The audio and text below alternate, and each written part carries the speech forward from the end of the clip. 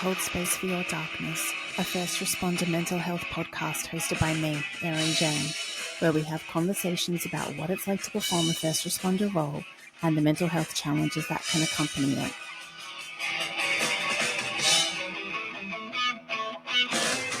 Hello and welcome to another episode of I Will Hold Space for Your Darkness, a first responder mental health podcast. I'm your host, Erin Jane.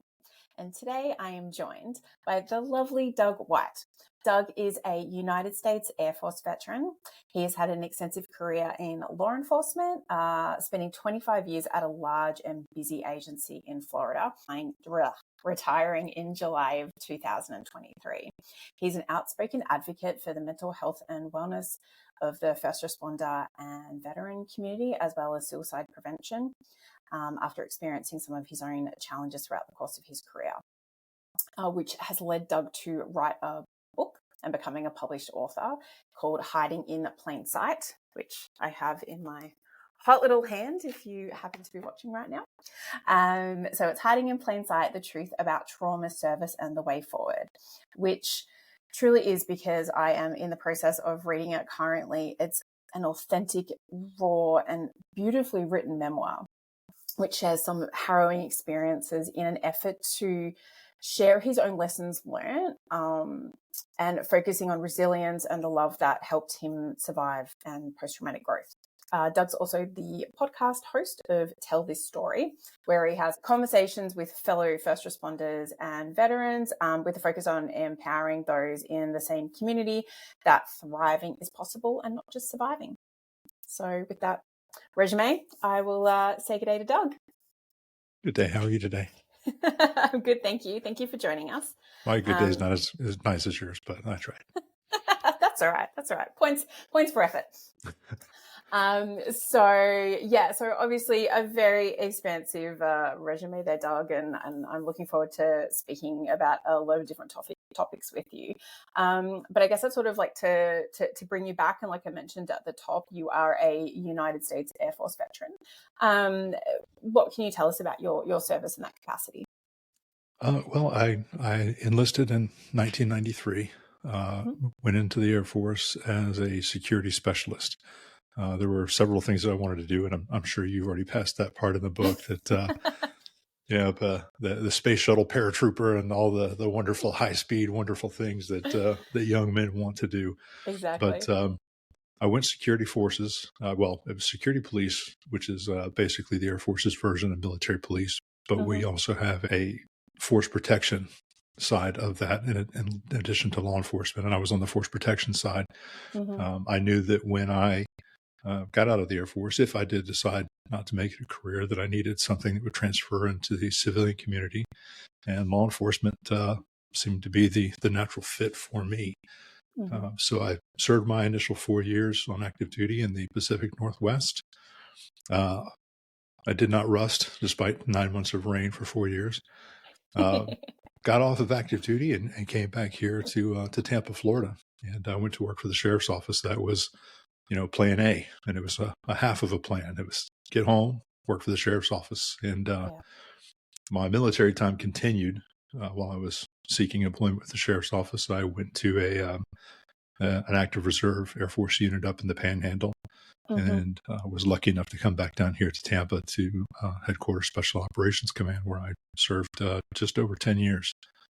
And that was in conjunction to my sheriff's office time. So they were running concurrently with each other. Yeah, I was wondering whether there was a little bit of overlap there. A lot of overlap. Yeah, a lot of overlap. And it sort of sounded like you really, and from, everything I sort of read in your book, you really kind of took every opportunity to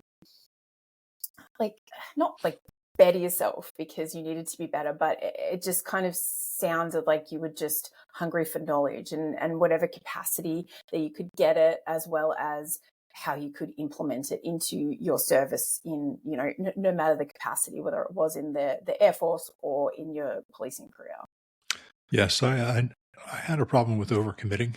I never said no to a professional opportunity or school or training, any type of knowledge.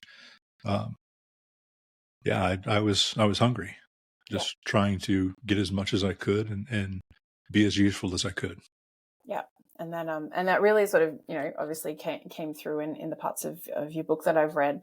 And then so when 9/11 happened, did that mean, because I think you went back on to active service, did that mean that you took leave from the police department or the sheriff's department, or how did that work? I did, yes. So I was in the active reserve. So I still was drilling, doing the 1 weekend a month, 2 weeks a year. And Okay. actually, when I got Is to, that kind of like the National Guard here? Like, is that? yes, Yes. reserves Okay. and National Guard are very similar in their Okay. drilling schedules. Great. At least they were then. So I was assigned in December of 97 to Headquarters Special Operations Command here. So I was there for several years. I did that as a full-time job until I got hired by the sheriff's office full-time in July of 98. Mm-hmm. So I was still very active out there. I was basically working my days off from the sheriff's office at the base. Mm-hmm. And I had I want to say I just came off of orders, long-term orders. I want to say September 6th or 7th of '01, and had just gotten back to, full swing at the sheriff's office, and 9/11 happened. Yeah. And before the first tower came down, my phone rang, and it was the command, and they said, "We'll see you in the morning." Mm-hmm. And I went and worked my last shift with the sheriff's office that day and reported September 12th at about 6 o'clock in the morning. And was there for 37 months and 18 days back Yeah. on active duty. So And it was sort of all steam ahead at that point. it was. We got there. They said, "We don't know how long this is going to take." I said, "Well, I'll give you 180 days until we get a better way forward." And Mm-hmm. by December, they had me for a full year. And I said, "You know what? Let's see this thing through." And Yeah. I just continued my orders until it was time. And it sounds like you additionally worked with a lot of men that you really respected in that capacity, and learnt a lot from, and service is a theme that really runs through your book, and I know that we'll probably get to it, where that may have been somewhat to a detriment to your life outside of your profession, but it sounds like it was something that gave you a lot of joy, and just that kind of intrinsic motivation that I'm serving my country, I'm serving my community, and this is something that's really important to me, and was deeply ingrained in you from like a young age. Yes, no, absolutely. Having been raised in a patriotic household, in the 70s and 80s and early 90s, it was, I grew up playing in the woods, a couple of blocks from my house with my buddies, and we camping and Boy Scouts and playing with GI Joe, and playing quote unquote war with the guys with stick guns and all that stuff. So I always felt it was my purpose Mm-hmm. to serve my country. And I was introduced when I was on active duty. I was introduced to Special Operations Forces when I was stationed in the Pacific Northwest at McCord. We shared a fence line with Fort Lewis, and they had the 2nd Ranger Battalion there, 1st Group Special Forces. We were inundated with SEALs.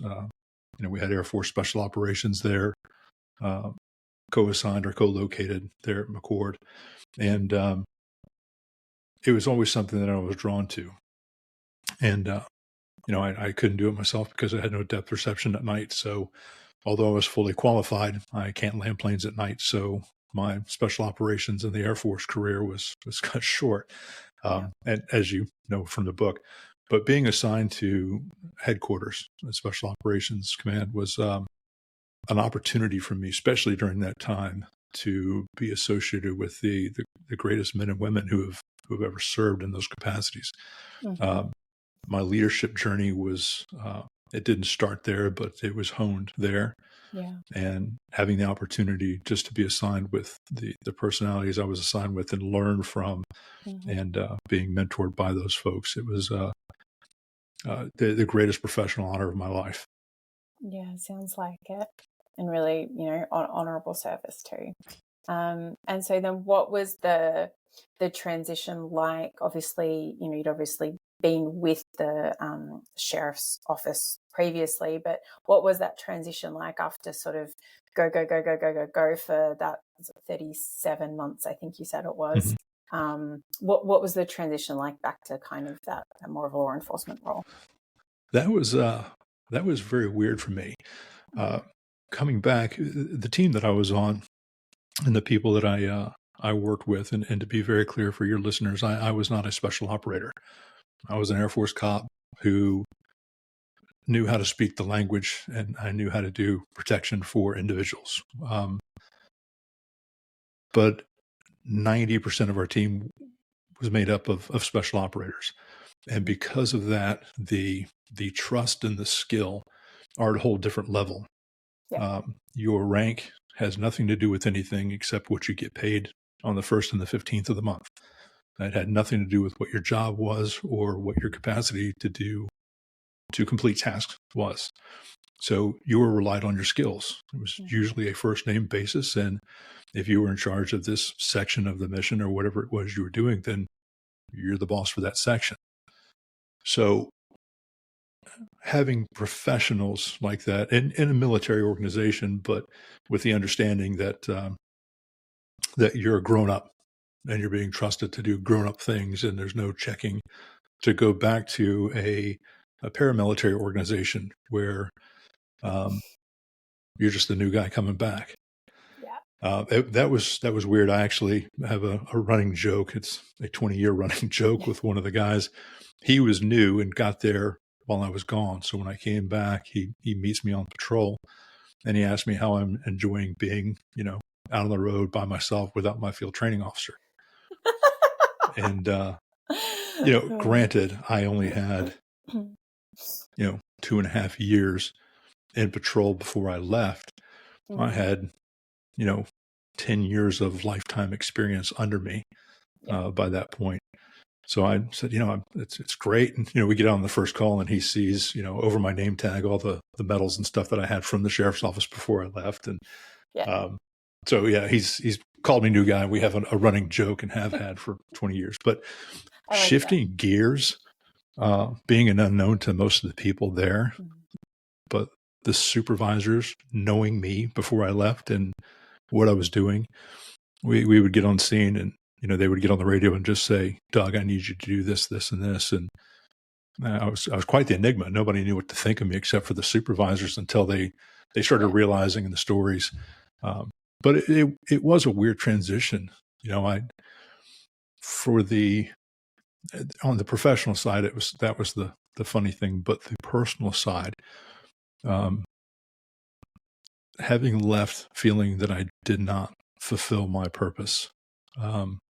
You've read the book, and I don't want to give it all away. An injury kept me from deploying with my teammates, and that was quite a hit to me because I felt that was my life's purpose. And then to have left them without fulfilling my end of that or doing what I felt was my share of the task, that was hard. Being without tribe, purpose, and mission, and trying to find it again, going back to the sheriff's office, that was quite the deal.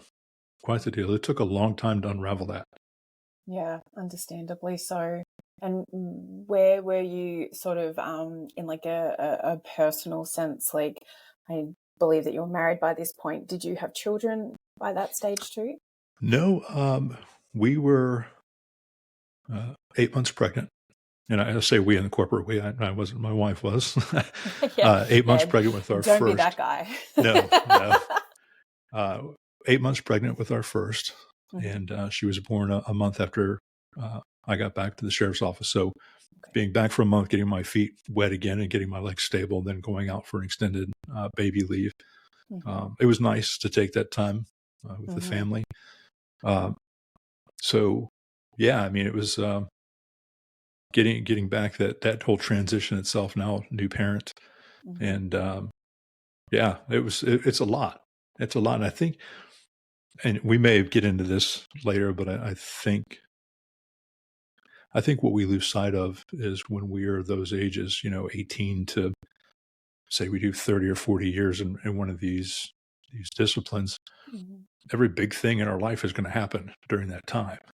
So it's not just what's going on at work and the things that we're experiencing and the allostatic load, as it were, that we're taking on over that time, but we're human beings.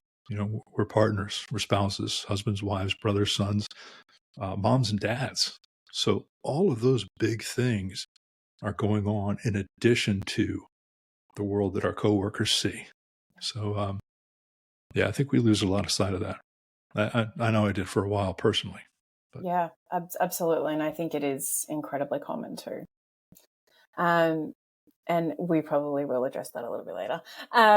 But one of the things that obviously, I've listened to some of your other podcasts and read, most of your book and all that kind of thing. And you had like a lot of different roles under the banner of being a police officer. Obviously, you said you were a patrolman, you were an FTO or a field training officer, instructor, you reach being a lieutenant and everything like that.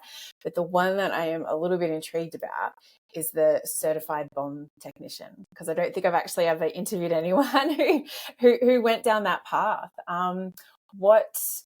I may already know the answer because I think some of your experience doing courses with WNDs and stuff like that in your military service sort of probably rolled into it significantly. But what took you down that path to become that? That story goes back to the 80s, actually. Oh, all right. So settle in. No, I can cover it pretty quickly. But again, patriotic household. My family was all about service and the old red, white, and blue. My Saturdays were spent watching black and white war movies with my dad. That's how I grew up. Yeah. So with all of that being said, I was in a household that was very well aware in the late 70s and 80s and early 90s of what was going on around the world. In particular, terrorism, the Middle East, the Far East, Northern Ireland, all of these things. And had an overactive imagination. And, growing up as a kid, I knew what that stuff was. I understood it. It was kind of odd. I remember in sixth grade, I did a book report on Libya. And so that's when Gaddafi was acting up back in the late 80s, mid 80s. Anyway, fast forwarding, going into the Air Force, force protection was our big deal. We had nuclear security and aircraft security, and it was an anti-terrorism mission. Yeah. So not only now do I know the theoretical sides, I'm aware of the theoretical side of terror. Now I'm protecting assets and figuring out the practicalities of it. Yes. So I'm figuring out how they employ their tactics and how to stop or at least mitigate the effects of their tactics. So going through my Air Force career, being well aware of that stuff, it's just something I always had an interest in. And going back on active duty, of course, after the attacks of 9/11, that was it. That's the game in town. Unfortunately, that had to be the name of the game. But fortunately for me, that's a world that I had been familiar with for at least 8 years prior, studying and understanding through my military service. So I did everything I could. I took every emergency management course I can get my hands on. I took every WMD course I can get my hands on, trying to fully understand and prepare myself for being a professional in that space. Because, the war on terror did not occur on 9/11. This was the warm, Cold War that has been going on since, with our involvement since 79 and at least 83. So, and they were all like the embassy bombings and the lead up to it and the proceedings and all that kind of thing. So being aware of all of that stuff and understanding how those things have worked, I just prepared myself for that. So when I went back to the sheriff's office, I had all of this knowledge that I had prepared myself with. And, civilian law enforcement, that was not generally a focus, widely. It was crime prevention, community-oriented policing and stuff like that. So I was a rarity. Yeah. And preparing myself even more for that stuff. So when I came back to the sheriff's office, I had all of this stuff under me, and I had gotten an offer from Homeland Security to teach for FEMA and subcontract through some of the people that were handling their instructional contracts to teach weapons of mass destruction and everything else. And, it dawned on me statistically at the time, 85% of all terror attacks were taking place with the use of explosives. Well, I can't be a practitioner if I'm missing 85% of the game. So bomb squad had a tryout, and I tried out and I made the team. So I wanted to be a well-rounded practitioner. Yeah. So that's how I wound up on the bomb squad, and I loved every minute of that 7 years, operationally anyway. Yeah. And so would, because I know like the police force I used to work for, they had their own bomb squad and everything too, but that was like their sole duties. Did you guys, like, were you a normal patrolman and then you'd be on call, or these were like your sole duties and that was your entire focus for those 7 years? I was still a patrolman. I was an active field training officer, and a lot of my rookies got to go to bomb call-outs with me. So we said, okay, this is how specialty teams get called out, and this is post-blast and, crime scene. So there's a lot of stuff to be learned there. But I spent 6.5, 7 years on the bomb squad as a tech. It was a lot of fun. We were very busy. We handled 9 counties here in Central Florida. Yeah. And I think we were averaging just over 260 activations per year because we have all the Buccaneers games, all the University of South Florida games, the parades, the fairs, regular call-outs. I mean, we've done pipe bombs, suspicious packages, white powder calls, did it all. And how, I mean, I know like you just gave like an average of a number, but as in from like the call out to like an actual, it could be like a suspicious package, which some dumbass like left their backpack lying around somewhere, as opposed to really coming across those devices and all that kind of thing. Like what was sort of like the ratio, I guess, in terms of that? I'd have to go back and look at all that stuff. I left the team in 2011. Yeah. But I have worked on live devices. We always went with the understanding that if it's suspicious to you, it's suspicious to us. Yeah. So it's a device until we prove it's not a device. 100%. So everything we always treated, it was the live thing. Yeah. It was always live as far as we were concerned. Yeah. Yeah. Because it's the one time that you're complacent that you end up changing your lighting conditions, and it's all over. Absolutely. It's like, when you're a cop and you're learning about firearms, it's always loaded. Oh, yeah. Absolutely. Same kind of thing. Yeah. Absolutely. So I have worked on 8 live devices, pipe bombs. Yep.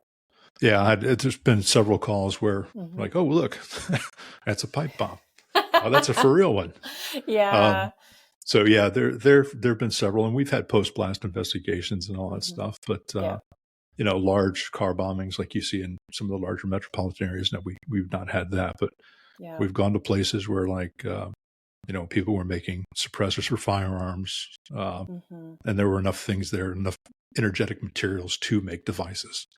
We were very busy. We have an FBI office here. We have an ATF office here. So we were very busy with that, and our partners, the Tampa Police Department. So we did a lot of work. Yeah, I can imagine you guys probably also like got called out for like in terms of like search warrants when they come across that kind of explosive material. If it's not necessarily constructed, like we, back in my days as a detective, we would, if you came across any kind of clandestine laboratory, like you were just like, all right, we're out, and you call Clan Labs, and then they have to come in their suits and clear it all and all that kind of thing. So I can imagine that was sort of up your alley a fair bit too sometimes. Yeah, sometimes we would have Clan Labs reach a critical state and explode. So we'd get called in for the post blast, and of course we'd walk in and say, "Nope, Clan Lab, not us." Or like, peace out. Exactly. Or we would get there and, hey, there's a lot of red phosphorus and this and that and everything else, and patrol would call us, and we'd walk in immediately and say, "Nope, Clan Lab, everybody out." Yeah. So the Clan Lab guys, I wanted to go to that school so bad. They got so much awesome kit and training. But anyway, I could not have taken on another thing. So yeah, I tried. I think bomb technician is pretty high up there in the cool sounding stakes. Well, it was great. We would make fun of the SWAT guys. We're like, oh man, you guys are so brave, lining up at a door with automatic weapons and night vision at 6 of your buddies at 3 a.m. That's wow. How do you do it? And of course, we I'm sure they appreciated that. they did. They were like, "Oh, whatever, bro." I'm like, hey, look, there's a device, and it's just where'd everybody go? They go, Why exactly. why'd everybody leave? It's just me now. Okay. But I love all our SWAT guys. They were they were great, big brothers. And it truly sounds like you just almost every role that you either took on or fulfilled or anything like that, it really brought such a important sense of like you're saying, that service and that purpose to like everything you did and every role that you were in. And additionally, like it sounds like as well, that teacher part of you was really just kind of on point during your career. Like you're saying, like I got to bring some of like the new blokes out to like the bomb call outs, like, to have a really good, knowledgeable supervisor who is also willing to impart their knowledge onto you is, something that I don't think can't be matched. Because as like having been one of those junior officers and just like kind of in like a heat-seeking missile looking for someone in that respect who is not only awesome and intelligent and knowledgeable and experienced, but willing to impart that, is incredibly important for those junior members. For me, that was the privilege of leadership and the benefit of being a field trainer to just to pour into the younger troops. And it was amazing. You would start a shift and they were having trouble or struggling, and then just at one moment, it's like a light switch. And it's amazing to watch that. Just a quick story, if you have a second for it. And it's about the leadership and teaching. When I was teaching for Homeland Security, I had a guy. He was the statewide commander for Alabama for their bomb squad. Retired Army explosive ordnance disposal. I mean, the guy was Elvis of the bomb world as far as I was concerned. Yeah. And I would teach with him for time to time. And one night after class, we were having dinner, and he says, how do you do it? So what do you mean? Now, again, at this time, I'm 30 years old, roughly. Yeah, 30 years old, 31 years old. And this guy's got more experience in a bomb suit than I have on the planet. And so what do you mean? He says, when you teach, he said, everybody's just sitting in their chairs and they follow you when you move around the classroom. Because I'd like to move in the rows and engage people. And he said, they're like a bunch of meerkats just kind of, watching you. I said, well, I don't know. And he says, no, it's amazing. He says, I don't notice that anybody else has that interaction with students. And I thought about it for just a second, and I told him, I said, it's like tying shoes. And Erin, I swear I came up with this right as I said it. Yeah. He says, well, what do you mean it's like tying shoes? I said, well, if you have kids and you teach them how to tie their shoes, it's something that we take for granted because we've been tying our shoes, me for 48 years or whatever. But it's a lifelong skill that we're going to learn that we will ultimately take for granted. But when you spend that time teaching your child how to tie shoes, you do it over and over and over. You get that repetition. And finally, they get it.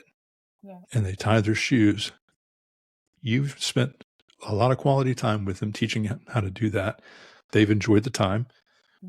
They have learned something you've taught them. You've taught them something, and now they've demonstrated to you, and they are so happy that they've been able to demonstrate this and show you they can tie their shoes. And now tying their shoes is like the most special thing on the planet.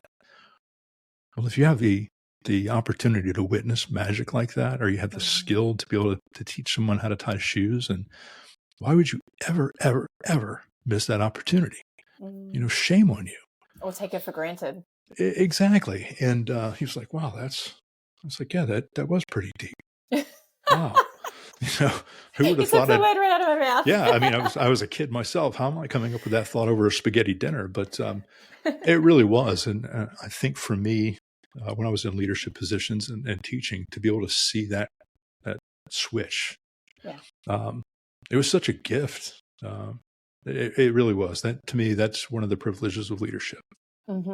Yeah, no, and that deeply resonates. And I was even just speaking to someone the other day who is a retired firefighter, and he teaches classes, and we were chatting, and he was like, to see it like wash over them and to see that recognition of like that, and it like that when they finally get it, he's like, there is just nothing like it to be in that position. And it's a privilege. It's a privilege to, like you're saying, and I think there's, we're speaking over a screen, so I understand that, but you have a presence about you. It's like the way that you hold yourself. It's the way that you speak. It might be like that little gravelly voice you've got going on there, which I'm sure is great on a podcast.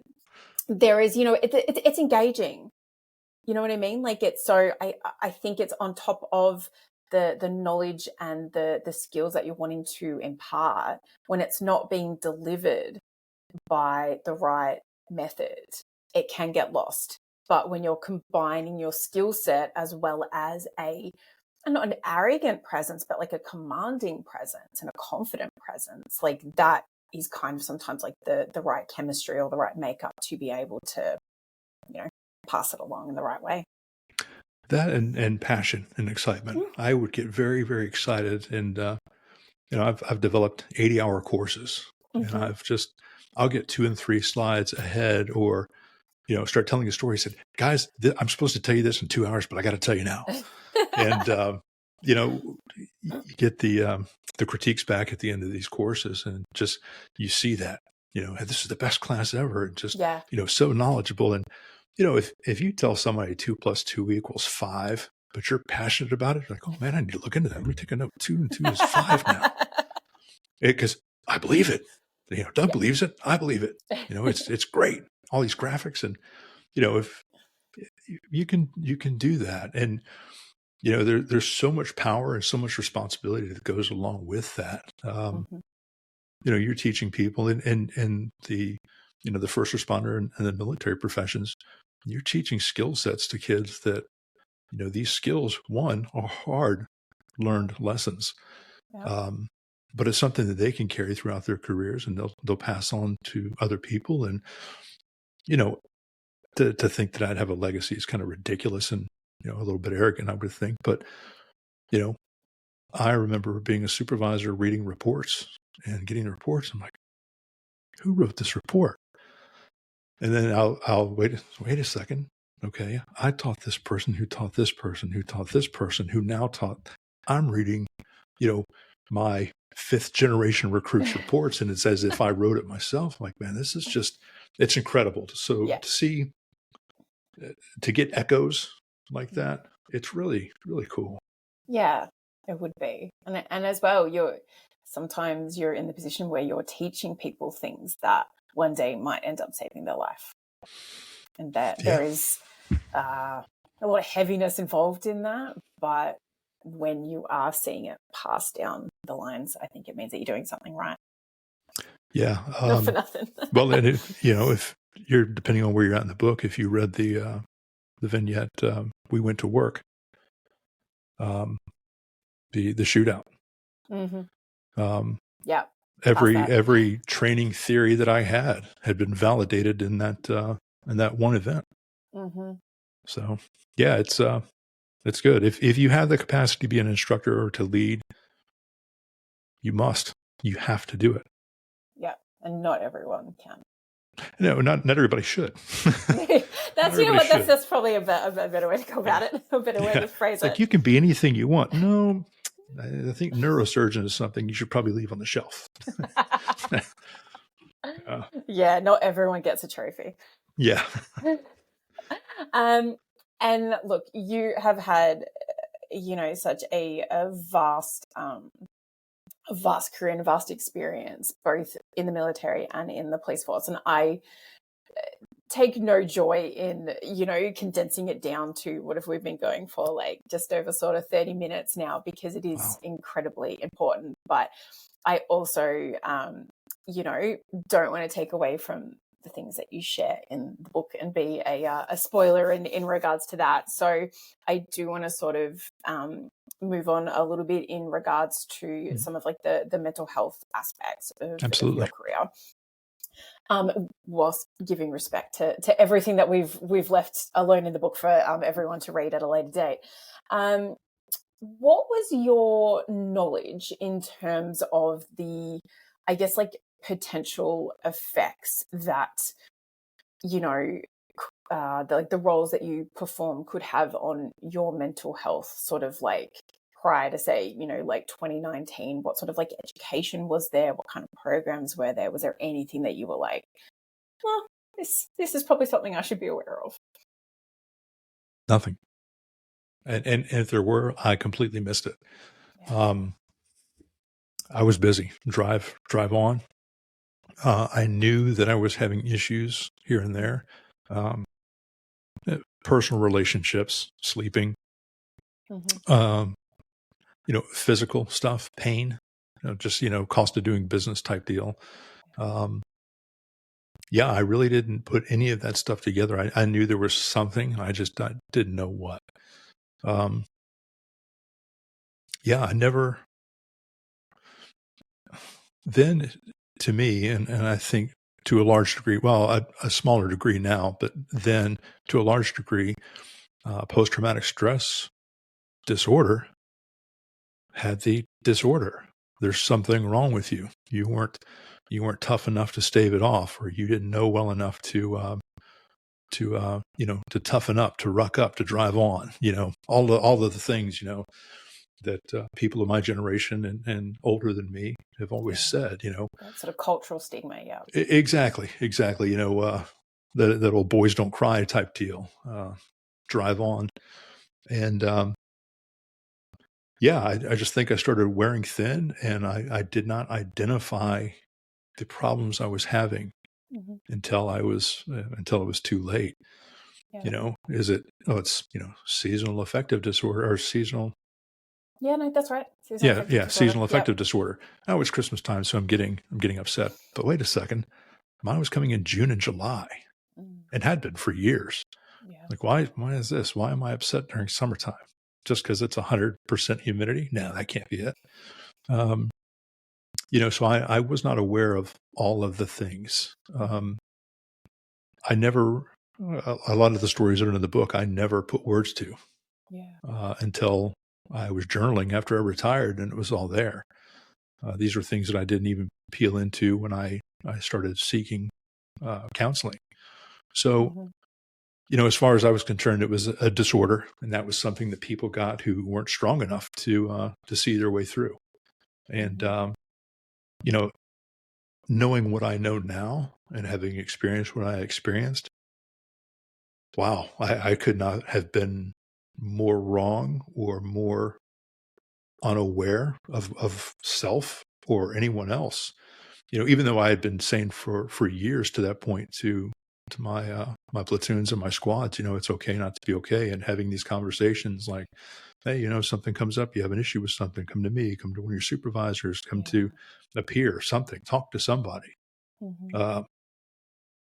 And I look back on it now, and that was probably subconsciously my way of trying to get somebody to step up so I could say, yeah, I can talk to you. Let's talk about this together. There may have been things. I know we had an employee assistance program, but that was if your kids are having problems adjusting to middle school. That's what that was for. That's for families, for marriage counseling, or depression because your neighbor's cat died, or whatever it is. You can use it for anything, but it's not for this disorder because it's a disorder. So. And there's that I guess that sort of, like you're saying, like that cognitive dissonance going on of like you're explicitly being a good leader and a good supervisor, being like, hey, it's okay, if you're struggling, you're finding this difficult, come chat to me. And then no one's turning around and being like, thank you for saying that. Like, how are you doing? There's no one. No. And I was the biggest hypocrite in the room for years because I wanted people to come talk to me so I can help you with your problems or get you to the EAP or to get you to speak to who you needed to speak to. And I was never taking that advice myself. So I don't think you're the first one to be doing that. No. And I'm in good company. And it's funny, the more I have these conversations with people, I'll get a message or even sitting and having coffee with a friend and they'll say, oh man, I thought that was just me. No, no. Yeah, absolutely. And so having obviously reached this part of your book and listen to, some other interviews and things that you've spoken about. I understand you had quite a, in one night in 2019, you had quite a harrowing and confronting moment while you were on shift. I want to preface it by saying that I know that this probably isn't something really easy for you to talk about all the time, and to the extent that you're comfortable, what would you like to share with me today about that incident? Well, Erin, honestly, I wasn't comfortable with any of this stuff until I started talking about it. Mm-hmm. In that book is 208 pages, and it's every fear, every shortfall, and everything that I've done wrong and everything that I've done right.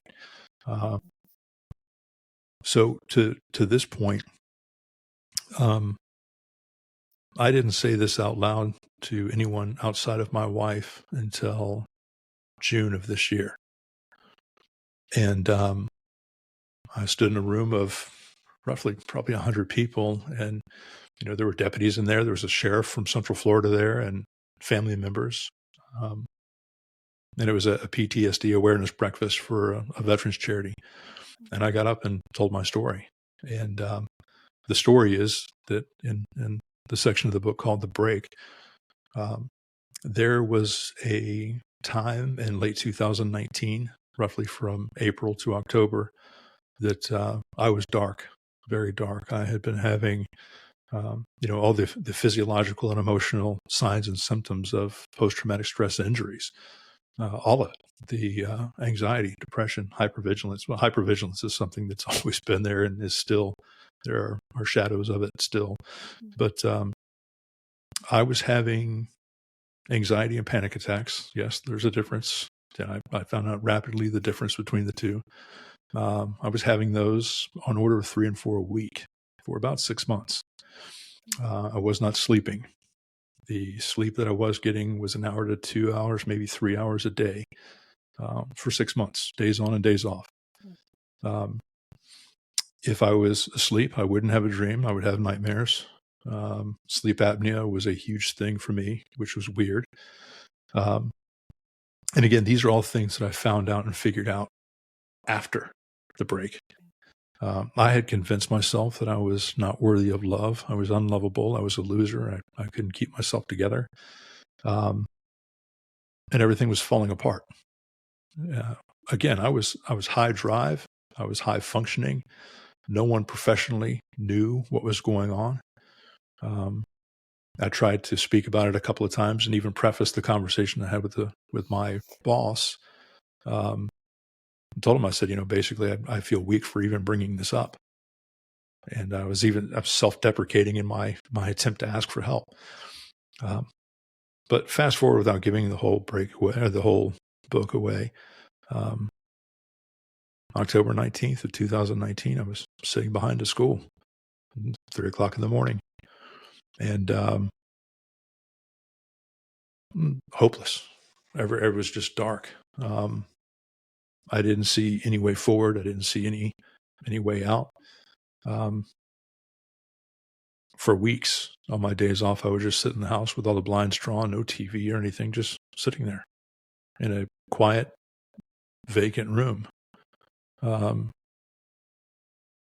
was nothing to look forward to. And I remember staring out the windshield, and my headlights were on a traffic cone in the middle of this parking lot, this big orange traffic cone that had been run over 100 times by school parents. And I'm staring at that traffic cone, and I remember thinking to myself, there's a pistol on my hip. I could take care of all of this right now, and it'd be over. I'd be free. And as I'm thinking that, I realize, I'm holding a pistol in my hand right now. I mean, there was no, okay, well, let me just see how this feels. No, I'm having this thought, and I'm now staring at this pistol. And it scared me because there was no way to explain this to anyone. There was no note. There were no signs or symptoms. I hadn't spoken to anybody. I hadn't asked for help. This would be a mystery. And I didn't think of the second and third order effects of my kids or my spouse or anything other than this is never going to be explained. And so I just drove around for the rest of the shift and trying to contemplate what I had contemplated and figured it out. And, I had been to countless deaths by suicide. And I understood the act, and I understood where someone, or theoretically where someone may have been when they, that was the action that they took, but I never reconciled that as my end. I'd always had it's always darkest before the dawn. The new day brings new promise and all of these things. But here I was with no new day, no new promise. And yeah, that's where I was. That was the break. Not the turning point, but that was the break. Yeah. I mean, thank you for sharing that, because I can't imagine that it's easy, and revisiting that kind of darkness that you felt in that moment. I'm sorry that you experienced that, and I know that you have taken that and used it to push yourself and propel yourself forward. But it, like you were saying, it doesn't occur in a bubble. Mm-hmm. Like you've met, and it says in the book, like, to not be sleeping, or maybe at most 3 hours a night, if that much, that you got for a 6-month period, and all of the different symptoms that you were experiencing. Like, it all takes its toll, and there is a reason that sleep deprivation is a torture, like a means of torture. There's I know there have been studies done, and I don't have them in front of me, but from what I'm told, they not sleeping and people working midnight shifts in the responder disciplines, after a certain amount of time, your cognitive function is basically, you have the cognitive abilities of someone who is drunk. Like, yeah, I could see that, because I know that when I was sleeping, even though my physical, everything else physically, blood work and all that stuff, were out of whack for years, and had to have been. When you're sleeping, you can stave off a lot of the things that generally would not affect you, or they don't become as glaring. Yeah. But when you're not sleeping, no, you can't. You can't. It all comes back. Well, because it affects your, immune system. It affects your ability to be able to heal. Like you were saying, you were in kind of, chronic sort of pain all of the time. Like, when your body is not getting that chance to, rejuvenate, like it's only going to go in a very poor direction. And even as the spouse of someone who, firefighter, 24-hour shifts, he can be awake for 40 hours pretty easily, like a couple of times a week. And we'll have full conversations, and he has no recollection of them at all. And I just literally turn to him and I'm like, you do know we did this yesterday, mate. Like, and again, like the memory consolidation, that happens when you sleep. Like, all of the things, being able to take on, knowledge, it consolidates. So it's, I can't even imagine the place that you found yourself in at that point. And it kind of sounds, it's going to sound weird, but maybe you will understand it, as someone who lost someone to suicide. Like, I've actually spent a lot of time thinking about someone being in that state, because you want to understand when you've lost someone in that way. Like you're saying, that there are no answers. There were no goodbye notes. There were no, hey, this is like the big freaking explanation of why I did this. So to spend a lot of time reading, researching, wrestling, reconciling, healing, all of the things. So to be in that amount of despair, I'm sorry that you found yourself there. Well, thank you for that. But to be honest with you, here we are 5 years now, just over 5 years removed in a month, just removed from that. I could not have explained what was going on with me then. It wasn't until March or April of actually this year that I started getting answers and started figuring things out and finding the way forward. So to have someone who wasn't in the know of everything that I was experiencing, to try to piece this together and reverse engineer into an answer, it would have never been done. I mean, again, it's taken me 5 years of concentrated introspection and work to finally get a handle on this. Yeah. And it sounds like it's been, I'm not going to use the word journey because I hate that bloody word, but it's just a real impactful path that has, like you're saying, led you to where you are today. Mm-hmm. Talk to me about sort of you have that moment and what was that first, I guess, step forward after thankfully you holstered your weapon. What did it look like for you moving forward from that moment and getting to a better place? Oddly enough, this is the part where I get emotional. I know why. So get the book. If you've heard any podcast I'm on, you're hearing this and or you've heard this already, but I got home at 6:00 in the morning after my shift, and my wife, Michelle, was already awake. And this was a Sunday morning. She didn't have a run planned or anything like that. And there was no breakfast cooking. Not like she would wake up and cook me breakfast and if I asked, absolutely. But anyway, it was uncommon for her to be awake that early on a Sunday. And I walked into the room as I always did, and she was already awake sitting up in bed. Now, she had no idea that for the previous 6 months I'd been going through this, or years. I thought she had no idea, but she did not know that I had convinced myself that I was unlovable, and that any conversation we have is going to be the conversation where she says she's leaving me. Not to use profanity, but being a worthless bag of shit in my head, she's finally going to realize that I was the silver medal, that I married way outside of my means, and she has finally come to this realization 19 years later. So I walk in and she says, "Can we talk?" And I was like, here we go. Oh. I hadn't even taken my boots off. I'm still wearing my gun belt, and I am 3 hours away from staring down a pistol. She has no idea and would not know that part from months later. But she said, would you consider going to marriage counseling with me? And I fell to my knees. And for the first time in at least 15 years, I cried. My hands clasped at the foot of our bed, begging, pleading. Yes, anything, yes, I'll do anything. And she was kind of taken aback by the response. And we had a long talk. I didn't share much of anything, but we came to the conclusion that something needs to change and that we're going to work on it together. So later that week, we went to our first counseling session and got done with the counselor. And the counselor, I'll never forget this. I remember it almost as minute by minute. The counselor says, "There's nothing I can do for you." I just kind of looked at her. She says, "I don't counsel couples like you." I literally threw my hands in the air. I was like, "Yep, I knew it. It's over." And the counselor and Michelle were both like, what's going on? I was like, "Are you drunk or something?" And she says, no, you don't understand me. She says, you're each other's best friends.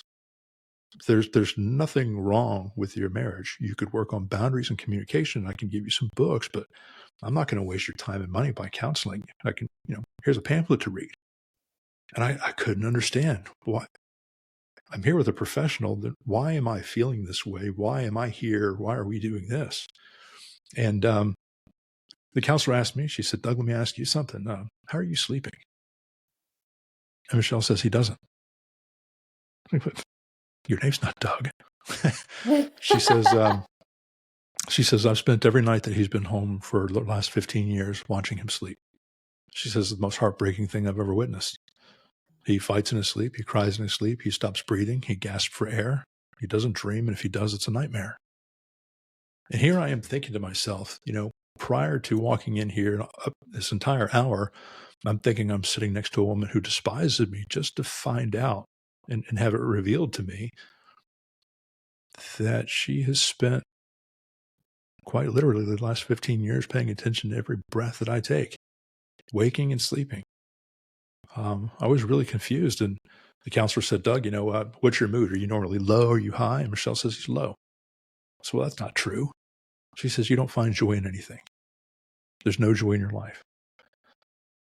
So that's when the counselor said, I want you to speak to this person. They deal with veterans and first responders and culturally competent. And so that's what I did. And I found out afterwards that Michelle knew the only way to get me to seek counseling is if we did it together, and it was pitched to me to go to counseling with her so we could work on us. Had she come at me, smart lady. I don't even have the words. I could get deep on it and start tearing up, but that's not this show. She's brilliant. I'll never be convinced that she wasn't put in my life to save my life on October 19th of 2019. There's no, this is not even a discussion to talk about the merits of that statement. It is what it is. Yeah. Period. Yeah. She knew. And had we had this conversation the day before, it wouldn't have landed. And had we had the conversation the day after, it would not have landed. Yeah. Had she said, you're broken, you need to get help or I'm leaving. No. None of that would have landed. It happened exactly the way that it happened when it had to happen. Yeah, absolutely. And as the spouse of a first responder who sees them walk through that door, when you know someone so intimately like that, and you know intimately the job that they do because you've watched them do it for however long, take my own first responder experience to the side. When you know someone and you love them so deeply in the way that it sounds like Michelle deeply loves you, you read their body language, their eyes, their breath, their intonation, even in like a text message. There is just something so deep that it's everything nonverbal is actually still a language. How they sleep, how they breathe, how they dream, how all of the things and I can't, I would never equate it to what you and Michelle have been through, but I can understand it. No, it's quite the thing. She takes such good care of me. I mean, even today, she knows, not today, but recently, she knows that I have a bad right ankle. Yeah. And if we're walking, through the neighborhood and there's an acorn or the sidewalk's uneven, she'll say, watch out. Yeah. She points these things out to me, knowing that because if I roll my ankle, I'm going down. Yeah. No, it's yeah. Again, I married well outside of my means. I married up. I mean, I'm sure you believe that. I doubt she does, because she would not have stuck around for, what is it, 20-something years 24 years now. 24 years. There you go. We just, my hubby and I just knocked over 10 in March. So coming up on 11. So. Yeah, but if you take that, I mean, those are first responder years. It's kind of like dog years. So a regular marriage, 10 years, whatever. 10 responder years, that's like 30 anywhere else. It's a long time. It feels like that some days. But maybe in both respects. Maybe he feels like it's dog years being married to me. I don't know. When I wake up in the morning and I'm unintelligible because of my Australian accent, either tired or angry. That's when I go real deep. But I think, and I said this to you offline, and I'm not going to read it all because I don't want to spoil it for anyone. But the dedication in your book, it speaks volumes to what you just spoke about in regards to Michelle. And if you don't mind, I just kind of like to read just like a tiny little bit. And it says, it's my opinion, and I'm certainly not alone in this view, that the loved ones of first responders and service members are brave and bold. They have bound themselves to us, and by extension, are bound to our service. And it goes on a little bit later, and it says, as partners, they hold us together and have front row seats as we walk towards the edge and stare into the abyss. They hold on dearly to the person they once knew, hoping for them to return. And I think I said it to you when we spoke last week, and additionally an email, like that's like the first thing you read in Doug's book is this First line of the book. Beautiful, and it's a dedication, but as I said to you, like it's an acknowledgement that I don't think every first responder spouse ever gets. And I'm even just like welling up having like reread it, like it really touched me, and it kind of made me go, wow, like this is going to be a really special book, because for him to have the insight and to be able to just kind of like acknowledge and stand outside of his own service and everything that's happened to him, and then turn it around and go, I now actually have an appreciation, and I can acknowledge how everything that I've done has not only impacted me, but then also impacted my partner and also impacted my children. It's really powerful, and it just sets off the beginning of reading this book to go, holy shit, this is going to be really real and really authentic and really raw, and it is. But that the respect and the love that you feel when you read that, like I found it personally very impactful and highly resonated. So thank you for including it.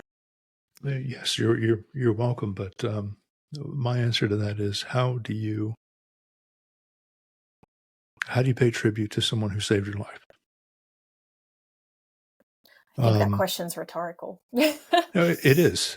You can't. That's a debt you pay back every day. And the first thing that I think that we need to do as responders, and you didn't ask this question, but I'm sure you probably are, but I think what we need to do is, once we get to that point and we get to the dark and we start coming back into the light, part of the journey is acknowledging our own culpability in everything. If you read the book and listen to my story and have conversations with me, I'll freely admit that everything that occurred or happened for me, I guess, based on the perspective you want to take, it was all self-inflicted. Had I known what was going on with me, had I had the knowledge of these things, these neurological changes, these things that cannot be compelled, this thing that is not a disorder, it is a part of the human condition, and it is your body adjusting to keep you living and the job and the profession that has chosen you, and that you've chosen. This was my calling. And again, by standing at the altar with me, Michelle has bound herself to me and to my service. And I have to acknowledge that. If I'm, I hate to say, I think the word masculinity gets a bad rap nowadays, but if I were to be a man that is worth anything, to be able to claim how I served or to value my service, you have to have the character to know where you went wrong and where you could have done better. The things that went on in my personal life and professional life, I could have certainly done things better. I took her along on this journey with me, and it's not necessarily the path that she wanted. And but she picked up where I did not. She took care of me, our family, herself. I refer to her and have been referring to her as my hero, my shield, and my retreat, because she is every one of those things. Mm-hmm. So anyway, we have to acknowledge our part in what's going on in our lives if we want to fix it. If you don't want to fix it, absolutely, just drive on. You can do it alone. You're not going to get far. But I will tell you, to fully answer the question of what happened after I got home that morning, I was not strong enough to have done this on my own. I was not. I needed her strength. I needed her guidance. I needed her help. And were it not for those things, who knows? I probably would have continued to drive on. I'm very aware of addiction, so it's not likely that I would end up in a bottle of booze. Mm. Had I continued on my path and declined her help that day,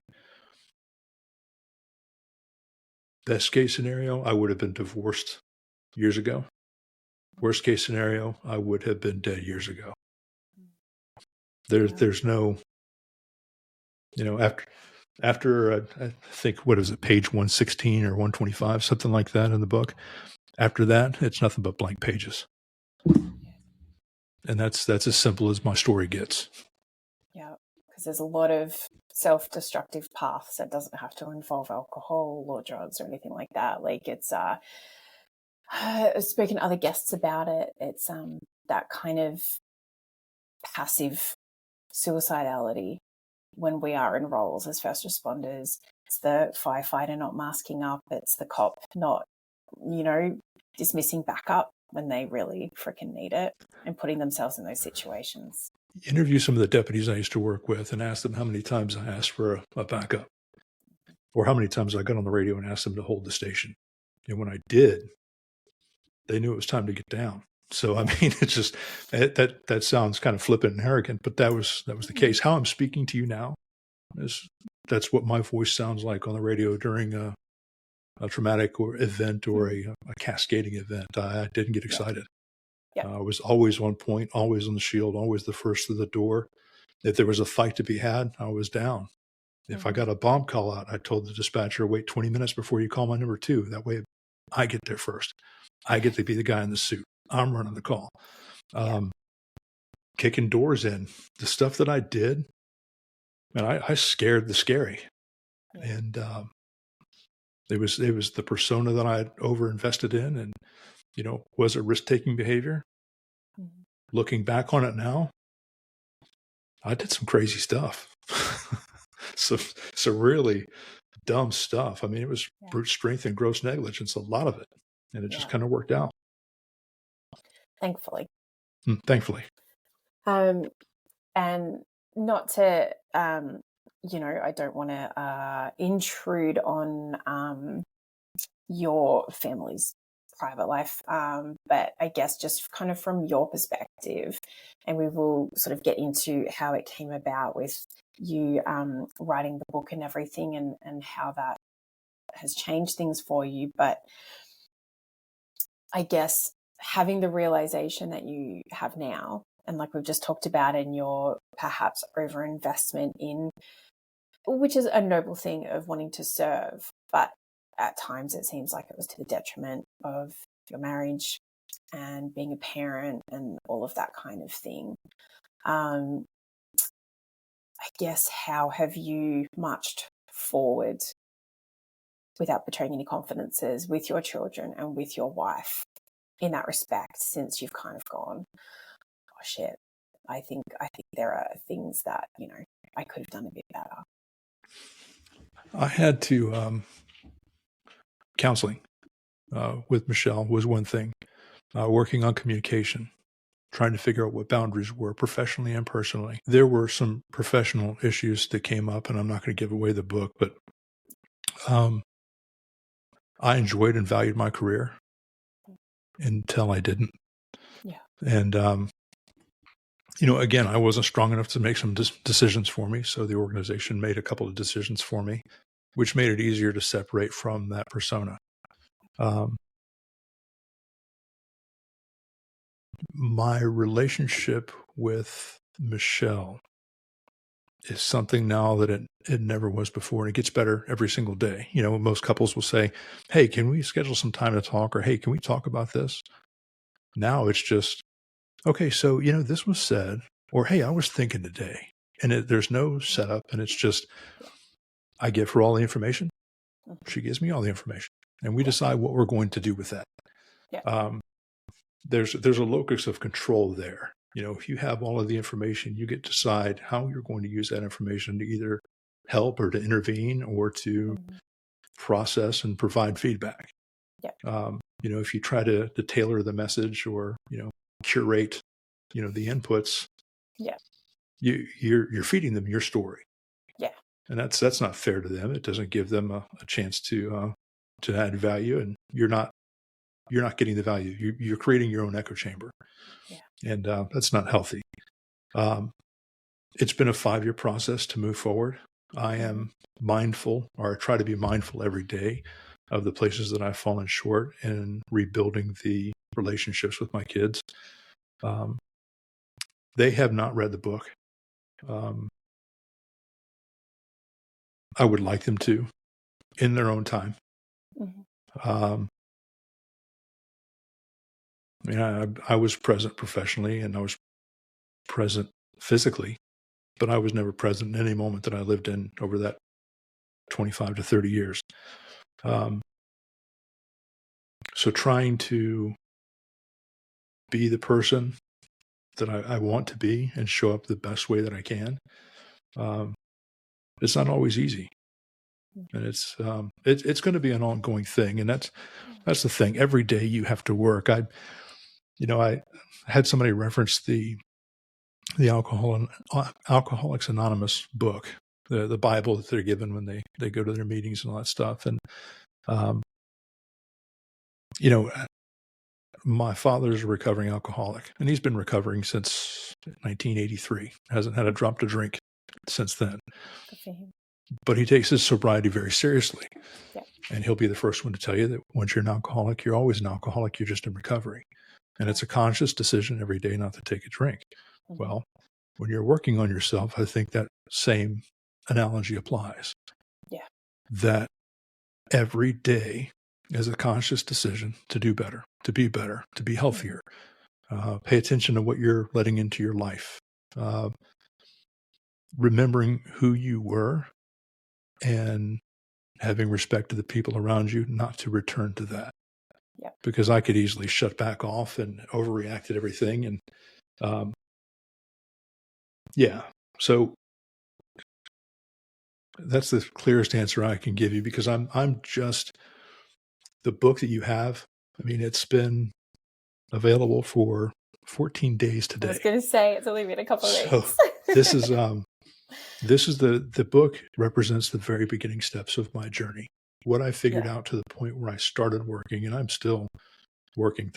There's going to be another book to explain everything that I've figured out that's in the book. This thing has become 3 or 4 different things. I mean, my messaging and to use the entrepreneurial term, the branding for this is about to change again, because I want to make sure my voice is what people are getting, and I'm still trying to find my voice. Yeah. So the answer to all of that is I'm still finding my way forward with relationships and me. Mm-hmm. And I mean, look, the fact that you are cognizant of that, I think is incredibly important, but also powerful. And you and I had a bit of a conversation offline last week, and like I said to you, like you're still in the trenches. Mm-hmm.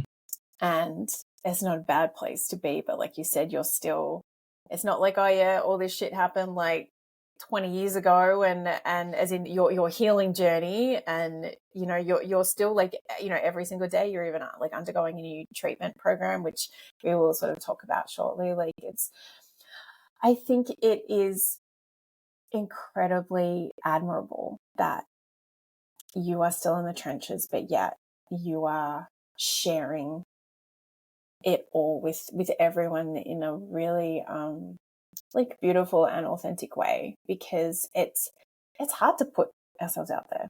Like, as someone who I do a podcast and I talk about my life, I talk about my losses, I talk about some of my experiences, I talk about my marriage. I try not to get too personal, more because my husband's not on social media and it's just like whatever. I try to be respectful in that sense, but it is hard putting yourself out there, knowing that you can't control what's going to come back. So I think it's really admirable what you're doing. Yeah, that's been the difficult part, because I was always very, very guarded. But I know I started putting this stuff out in very, very small doses back in June. And I picked who I shared this with, and I wanted to make sure that I picked people in the audience that I was going to be sending this to.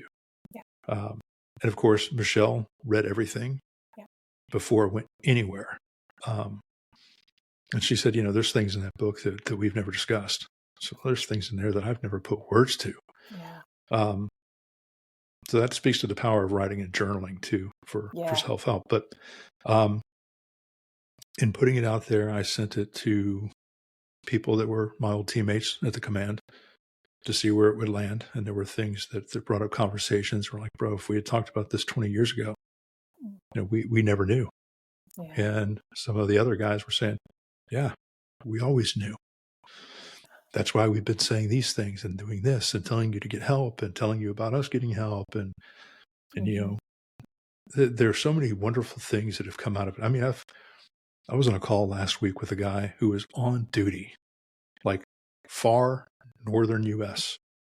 on his lunch break. I mean, body cameras there, and he's on his phone talking to me about just a podcast that he heard that I was on, what it meant to him, and how he has a story. And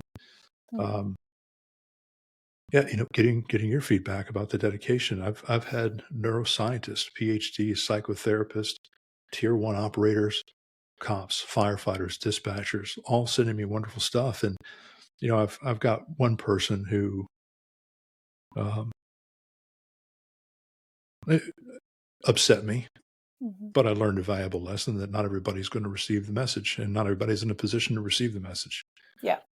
There was one other guy that said, why don't you just suck it up and drive on, do hard things? I'm like, this message isn't for you yet. Yeah. And when you get to that point and you turn that corner, you'll realize what it is I'm talking about. You're not there. Yeah. With all of that said, I would love to be able to have the capacity to go back and show those people the way, but I'm never going back there. I can't. Not for anybody. I'm never going back to being in that position or putting myself. I'm not surrounding myself with people who are there. I can't. Yeah. But here's a stake in the ground. This is where I started. Here's the book. This is what I'm doing now, where I'm going. Follow me. I'll show you the path, but I'm not going to walk you down the path. I can't. And I mean, it's the old analogy that probably gets overused about you can lead a horse to water, but you can't make it drink. Like, I think mental health is challenging because if you haven't experienced it yourself or watched, but potentially watched a loved one, I think there can be a bit of like a lack of empathy, or just like a bit of apathy. Like you're saying, it's like, oh, we'll just like fucking suck it up, mate. And it's like, yeah, it's a little more than that.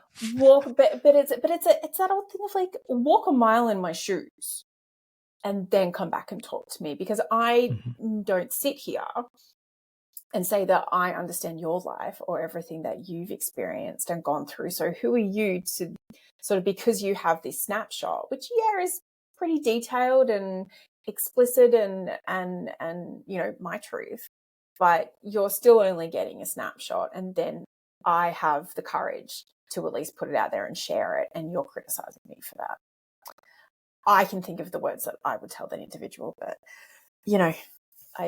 as much as I enjoy my explicit rating on this podcast, I'll hold him in for now. Well, I was going to say, I'll tell you exactly what I wanted to say.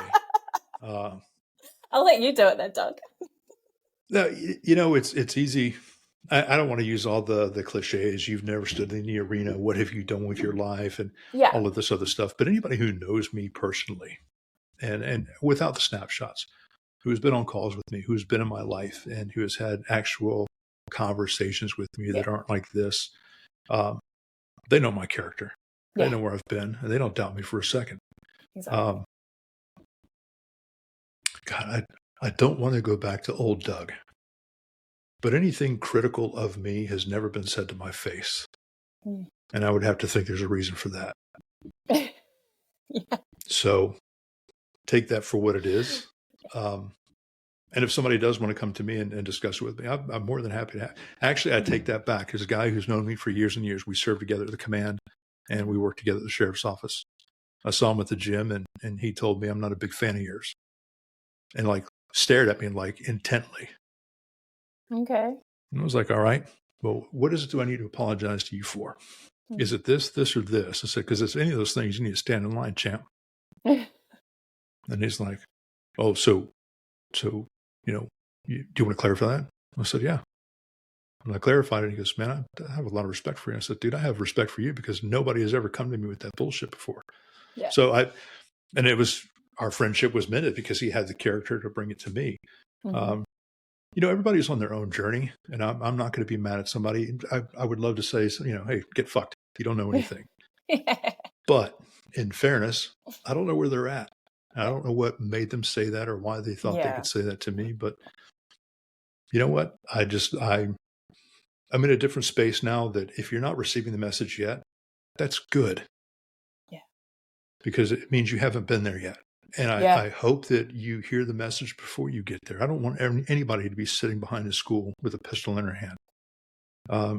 And if it takes me putting my entire life out there to help one person or to have these conversations, then there it is.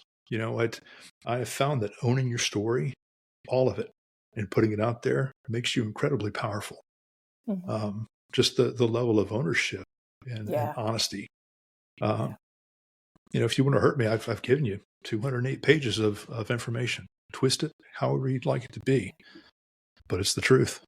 Yeah. So, yeah. No, I think that's a good place to come at it from. And we all, anyone who does anything online, we all, I think, have experience with those delightful keyboard warriors. But I think something you said is quite telling. It's like, it takes a little bit more courage to say something to someone's face than it does to type on their phone or on a computer screen or anything like that. And I think it's that kind of thing where it's like, all right, well, if you don't have the balls to come say it to my face. For me, it's not even courage, because people can be stupid and have the bottled courage. That too. But it's the character. Yes. What I have to say is going to be constructive or destructive, and we should have this conversation. Okay, that's character. Bring that to me. And I want to see your point of view. I want to understand your perspective. But if you're just going to be taking shots from, a keyboard, I don't have time for that. I got to go to the grocery store or something. Got to get a haircut, whatever. I don't have time for you today. Or, just give a fuck about anything besides you, mate. Yeah, pretty much. And before we sort of traverse down the path of how the book came about and everything like that, I guess to kind of put a bit of like a bookend on, your career, because I do know that you retired in July 2023. Yep.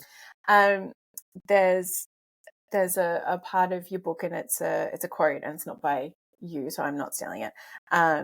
It's by is it Friedrich Nietzsche? Nietzsche. Whoever fights monsters should see to it that in the process he does not become a monster. And if you gaze long enough into the abyss will gaze back into you. And I felt like that was a very powerful quote, because I think it also, even just kind of like the name of my podcast, I'll hold space for your darkness. Like, I think we, as first responders, we experience so much darkness. And from, reading your book, you've bore witness, you've been involved, you've all of the things, and you don't share experiences and anecdotes in any form of a gratuitous way. It's very factual. And each one of them is something that you've kind of like taken a lesson from. And I'm sure this is such just like a very small handful of things that you've experienced and witnessed and gone through. But I think it is really important to note that, like, we see the darkness. How easy is it for us to be engulfed by that darkness? And it really, like, reading that quote, because I've seen or heard that quote before, and I was like, oof, like, it really, really hits home. very much so. But yeah, so you chose to retire in July of 2023, so it's probably coming up on 18 months now. So tell me about what that was like, and I guess where you found yourself to sort of start writing. The transition out was odd. And I've said this on other podcasts, you're these things or this persona that either has been built around you or that you've built up yourself and contribute to. But you're this thing for 5 or, in my case, 31 years. And you wake up the next day and you're not that anymore. Yeah. It's very weird. So my off ramp to retirement, I love teaching. So it's like, okay, I'll get my master's so I can teach undergrad. And I got my master's. I was like, I don't want to teach undergrad. I don't want to teach kids how to write and teach them what I want to teach them. Yeah. But everybody figured, oh, Doug's going to be a professor. I went as far and I even got accepted to a doctoral program for adult education. Took the first class. I was like, yeah, this is stupid. This is not what I wanted to do. Don't need a PhD to teach undergrad, and I don't want to teach undergrad. I interviewed for a university and walked away when we were talking about salary. It's like, yeah, this doesn't put me on fire. So thank you for your time. I considered going and being a contractor for Department of Defense. It's like, that's it. I'll go back and I'll support the soft enterprise and do my thing. And, everybody's like, oh, that makes sense. But it's not what I wanted to do. I thought it was, and I felt passionate about it, but it was an answer. And I looked into getting an MBA, was accepted to an MBA program, and decided, what am I going to use an MBA for? Maybe I'll be a project manager. Looked into the PMP certification. Was like, well, I'm going to take a class to give me a piece of paper for stuff that I've proven for 25 years. Exactly. I had all these ideas of things that I wanted to do. And, everybody had the $1 million question, what's next? What's next? And, I always wanted to have an answer for them because I figured that was important. But what I learned when I retired, and it got dark, the transition was very, very dark. I reverted back to where I was. And there was a point, December last year, January of this year, that I had reduced my reason for living. Is because if I'm dead, there's no pension check, and the kids will do without. So I had gotten to that place where I had no purpose, I had no mission, and I was trying to figure out who I was, and it finally dawned on me that I could be anything I want to be. I am free with zero risk. At the time, I just turned 50 last December, and I'm retired. I've got a lifetime of experience. I can take this and do anything. I can translate this into business. I can translate it into teaching, Department of Defense, podcasting. But when I retired, I started journaling, and I had these booklets and notes all over the place. And things just started pouring out of me. And around probably January, February of this year, I started reading through what I had done, and it was 77,000 words, which, from what I'm told, and after having done this book, that's roughly 300 pages worth of a paperback book. Yeah. And I read what I put in there, and it was a chronicle. It was my hero's journey, but I had written myself as a victim or a bystander. I was like, man, what do I think of myself? If I've written myself as a victim, I have never been a victim. Any role that I've played, I've been a central theme, been the central character in anything, whether it was villain or whether it was the protagonist. I was always, in reality, a positive figure, professionally anyway. So I really started diving into that and thinking about that. And I put it aside and realized that was the journal that I should have kept for 30 years, but was dismissive about journaling or speaking about feelings because that's dumb. It doesn't work. Yeah, no, it does. It really does.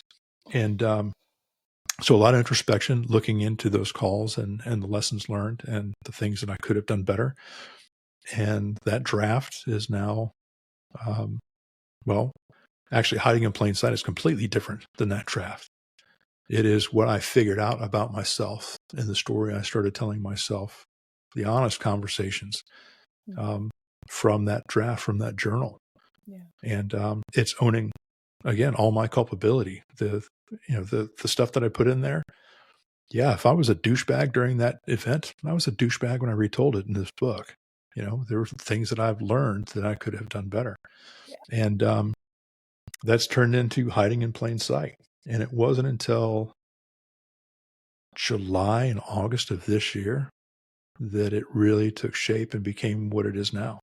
And of course, the messaging is changing, the tone is changing. I thought this was going to be a motivational book. And if you read the back cover, this is not another collection of war stories. And it's like, oh, this crime drama and, motivational, tough guy, cop stuff. And that's where I was when I wrote the back cover. But when I actually got this book in the beginning of October and actually held a copy in my hand before it went to publish, it wasn't that. It was so many other things. It was an apology letter to anybody who's ever loved me.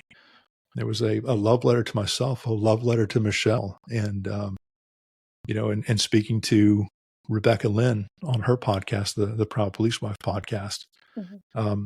I realized the messaging that was there, not just for first responders and vets, but the spouses. I mean, my God, I start the book off with that line. How did I miss that this was who this message was for? Because cops and firefighters and veterans, we don't buy books to read. Those are dumb. We don't do that. We wait for the movie. Our spouses, on the other hand, who are actively looking for opportunities to help us, looking for the answers for us, they're the ones buying these books, listening to these podcasts. And God, there's so many wonderful things about responder and military spouses that they are the unsung heroes. I mean, they are the thing that pulls us back from the abyss. They're the reason we go home. They are the shoreline, the North Star. They're the beacon, the thing that always draws us back. And I missed that until I was holding the actual copy. And, this isn't about trauma and hurting. This is about life and moving forward. And so, yeah, this whole thing has been more growth for me in the last 5 months than in the last 5 years. It really has been a magical thing. And you know what? If it all ends now, if it never sells another copy, if somebody calls me and says, hey, we're going to give away a copy and where do we get a bulk order where you make nothing? Here's the web address. My goal was to write and publish a book. Hard stop. That was the level of success that I put on this entire project. And here we are now. Yeah. So. I mean, and that's absolutely beautiful in the way that you describe it. And I love that, you were getting that kind of feedback from the spouses and, having been a first responder and then live the life of a spouse, I can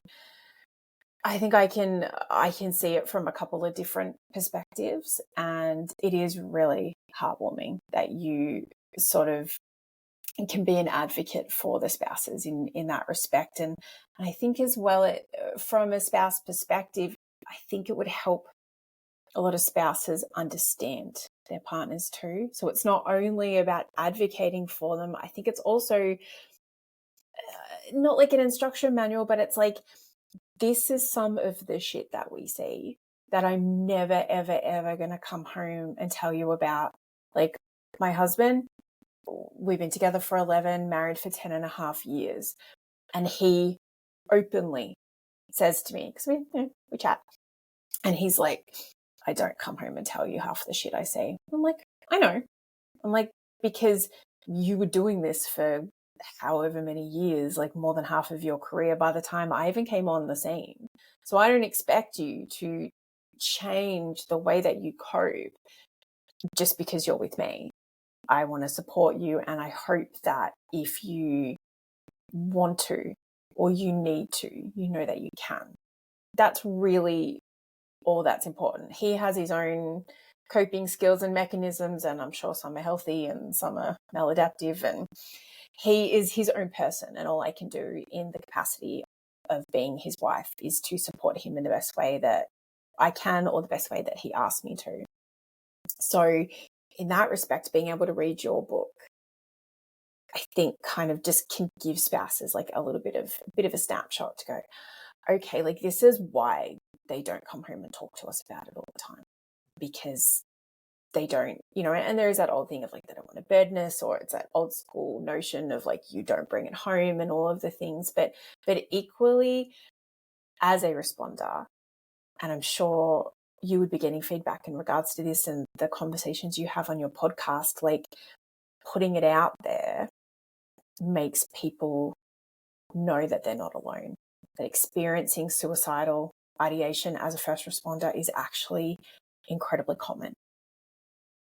And sorry, I spoke over you. You were going to say something. No, I agree with you. The part of coming home and communicating with your spouse, I would never advocate coming home and doing a trauma dump.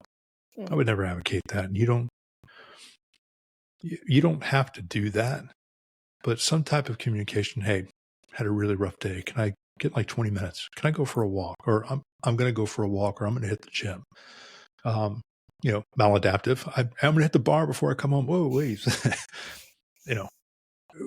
We all have stories, a dozen stories of why that doesn't work. But, having something to where they're not kept in the dark, helping them, giving them the information. Because I thought about this just last week, having a spouse and you're in the first responder world, it's like they're in the passenger seat and you get, a near crash, how you get the tingles and everything like, oh my God, that was awful. Well, I would imagine the spouses have that feeling because they're in the passenger seat. If you share with them that you've had a bad day, or you share with them, hey, I'm short right now because it was a stressful day. It's only a 5-minute drive home from my zone. I didn't have time to decompress. So if I'm short with you, it has nothing to do with you or the kids. It's because I've had a rough day and I need to off gas a little bit. It can be that simple, because if you don't do that, and again, I'm speaking, I am in no position to give professional advice. I am in a position, though, to tell you my experience based on the things I've done wrong. Coming home and not saying anything, they feel that it's because they didn't have dinner ready. And I know that's kind of an archaic way of thinking, or because they didn't get your dry cleaning, or because they didn't speak to you this morning before you left, or whatever. They feel like the problem is with them, not with you. So I can explain exactly what you're trying to say right now. We take their mood and their disposition and we internalize it. That's what we do. And that's not healthy for anybody. Yeah, because when there isn't an explanation, when we haven't been provided an explanation, or we don't have the knowledge and the education to understand how their roles can affect them, which is something that we don't do well enough for the spouse community. When there is no explanation, we're like, oh, well, unless we've done that work, the only explanation is, oh, I did something wrong. I fucked up. I've made him, she, they, whatever. I've made them mad. I'm upset them. All of the things. It's and trust me, like I've been that spouse to sometimes it's just tired. But then like being tired and shitty is also like mimics PTS symptoms a lot of the time. Yeah, like there is so much crossover of just being fatigued and all of the things. There is so much crossover, so it's incredibly difficult to reconcile and understand. But when we internalize it, then we feel like shit, and then there's silence, and then there's resentment, and then it just keeps going into a doom loop. In best case scenario, you think to yourself, I guess I just married an asshole. But I will say this, on the part of the responder, when they come home, understand you're not the only game in town. You left 12 hours ago or 24 hours ago, and your beloved had to wake up with 2 sick kids, a sick kid, doctor's appointments, a dog that needed to get its shots, a parent who may be ill and you had to go take care of them, a neighbor who's in distress and you made them a meal so they didn't have to worry about it. life continues to go on while we're at work, and to come home and think we're the only game in town, again, speaking from my experience, well, you're an asshole. And you, the thing is though, you'll only understand that in your own time. You can't be told that, because now you're just being shitty and unappreciative of what I do for the family. Michelle said that stuff to me for years. She's like, I feel like I'm a single parent. I feel like I'm doing this all by myself. And I used to be so offended by that. Of course, I would never say anything, but I'd be offended. Aren't you appreciative of all the overtime I'm working and the things I can provide? And no, none of that stuff mattered. Your presence and being present is what mattered. Yeah. And coming home in a bad mood and allowing that to permeate through, at some point, you're going to have to realize that and atone for that. And I told Michelle, I was like, hey, look, every time you said that to me, this is how I felt. But it was only until now that I realized you were asking for my help, but didn't know how. And I am sorry that I either undervalued that, or I missed that, or I made you feel less than. And here she is crying. And now I'm crying because I'm like, oh man, I finally figured this out at 50 years old, 14 years after that last conversation. And she's like, look, I don't want you to regret or to be shameful or be mad at yourself. The fact that you validated that feeling and that I wasn't crazy all of these years is all I needed. Oh, and the rest of the day is a happy date day. I'm like, what? Wait a second. Yeah. You mean I was just honest and thoughtful and sincere, and now we're going to go have ice cream? Is this how that works?